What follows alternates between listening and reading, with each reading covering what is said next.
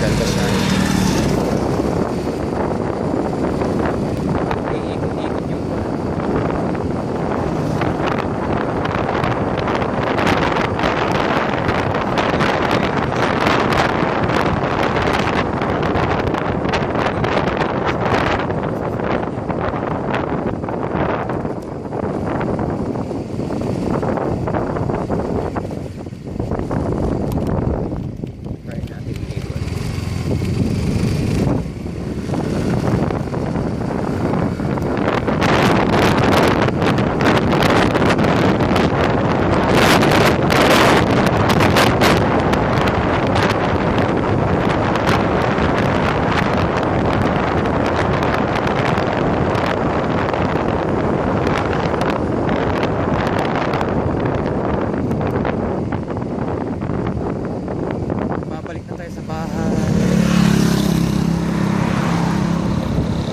maganda talaga pag malinaw yung camera.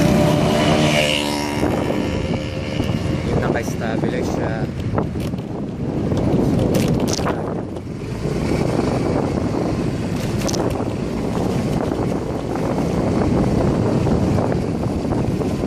So yung phone talaga is not good for vlog or something.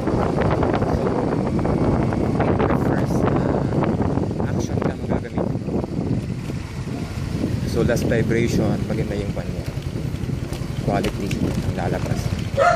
So I've tried this one, taking a video and me myself. Okay, signing off.